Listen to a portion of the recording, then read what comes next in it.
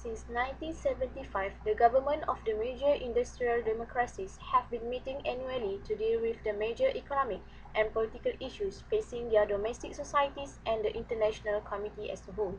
The 6 countries at the first summit held at Rambouillet, France in November 1975 were France, the United States, Britain, Germany, Japan, and Italy, so-called G6.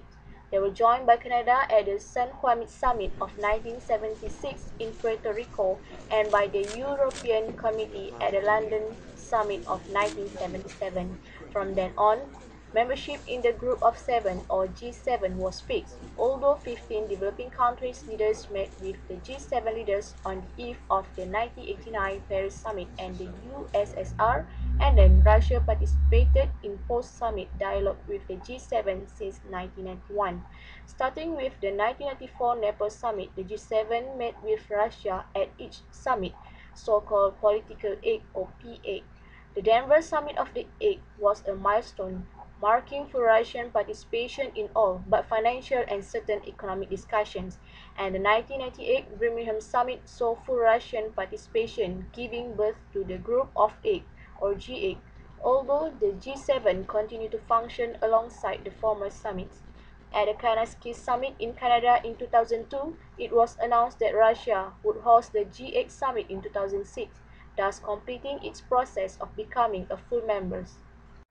The G8 or Group of 8 is made up of 8 of the world's most industrialized countries: Canada, France, Germany, Italy, Japan, Russia, United Kingdom, United States. The European Union is also presented at the summit. Once a year, they organize a summit to focus on world issues and politics. Each year, a different country takes over the presidency of the Group of 8 and speak on behalf of G8 for the year. This year is United Kingdom's turn. That means that UK responsible for hosting the annual summit.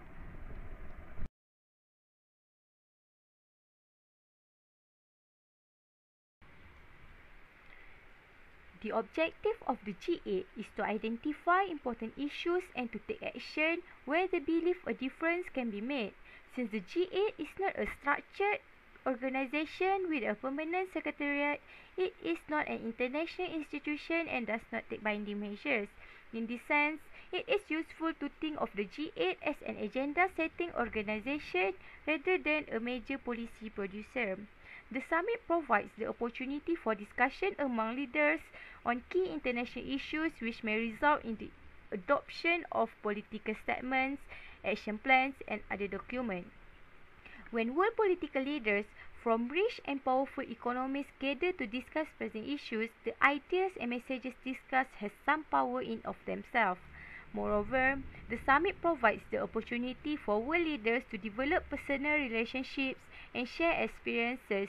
Finally, the meetings have the power to prod other institutions such as the IMF and the World Bank to take action. This ability to motivate other key institutions to action is vital to having a durable, long-lasting impact on global politics.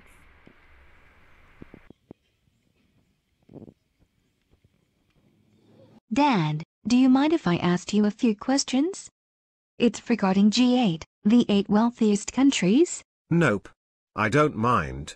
What it is all about. Do you happen to know any success stories of G8 in helping the poorer countries? What I know is that most of the poorer nations are buried in debts as a result of their unbalanced finances, which are reflected in a failed health care, an unstructured education system and a weak international trade. This vicious cycle will continue if the wealthier nations show no interest in minimizing the worldwide economic differences. Somehow, G8 have decided to pledge $50 billion in aiding to these developing countries by 2010. Oh really? That was amazing of them. How about the problems pertaining to AIDS in African countries? Do G8 do anything in solving these issues? Yeah, they did. The devastating consequences of the AIDS epidemic in those countries could only be improved if the infected population were to receive free drugs to control disease, have access to health professionals and get information on how to prevent its spread. Therefore, in 2010, the Africans had been given a universal access to anti-HIV by G8. Wow, that was remarkable. Other than that, I do hear that these poorest countries borrow some amount of money from the World Bank in trying to improve their broken economies, but, in some way they could not even pay the interest to the bank? Is this true, Dad? Well, regarding this issues, last year the G8 decided to forgive billions of dollars worth of debt owed by the world's poorest nations. Besides, they also helped them by developing loan programs to financially assist those countries. For that reason, G8 had decided that $25 billion will go to Africa and another $3 billion to the Palestinian Authority to build infrastructure. Ah, I see. Anyway, thanks Dad for the information. I really appreciate them. Not a problem, dear. You should go to bed now. It's almost 12 already. Okay, good night, Dad. Bye!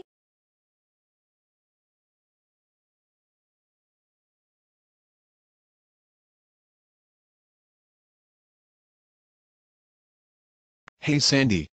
Have you heard about the challenges faced by G8? Yeah, I did. Some of the challenges faced by them were like economic crisis, global food crisis, poverty and development. Do you know how they solve these? I'm not quite sure. But what have I heard is that it's consumed quite lots of time in order to solve this issue, and since there are too many differences of opinions within G8 members, they are unable to solve these issues. Thus, this will affect them as one of the leading country.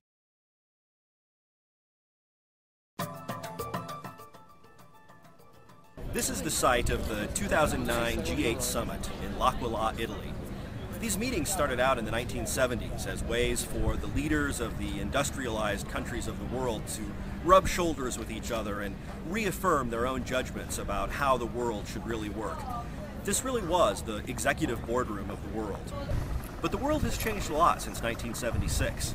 Countries like Brazil, India, China, and Russia are now vital parts of the global power structure. And the post-World War institutions like the United Nations seem ineffective in the face of growing global problems like nuclear proliferation, terrorism, piracy, disease pandemics, and more.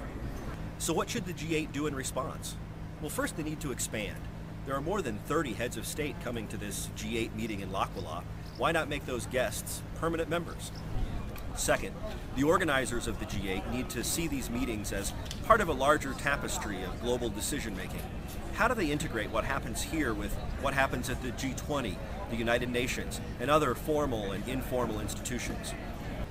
Finally, world leaders need to take these meetings more seriously. They need to aim higher. They need to aim for more than just photo ops and inconclusive... Normally in the summit, G8 will discuss regarding global issues. Do you have any idea what G8 has contributed to Malaysia? I'd heard about 3TS. The G8's priorities in a nation context are trade, tax and transparency. What is that all about? A new unit has been formed with the existing trade and investment team, benefiting from a strategic decision to shift human resource into emerging powers such as Malaysia. So, G8 devote much of effort to help British companies who want to export to Malaysia and Malaysian companies who are interested in investing in the UK. Wow! That's great. Then what about tax? G8 need fairer tax systems. When businesses aren't seen to pay their taxes, that is corrosive to public trust. Ensuring that taxes levied and paid by companies in the place where profit is generated is of importance to all countries, not just those in the G8 or G20. So G8 hope that Malaysia and other ASEAN countries will play a full part in the debate about how to close the tax loopholes which companies have been able to exploit so cleverly. How about the last T that you had mentioned earlier? The last T would be transparency. Many of the world's poorest countries have some of the greatest supplies of natural resources, but are plagued by lack of transparency, poor rules and corrupt practices. An important part of the G8 transparency agenda is to look hard at ways in which we can encourage stronger global standards, greater transparency and better information about land and extractive resources to enable citizens to hold governments and companies to account for their decisions and activities.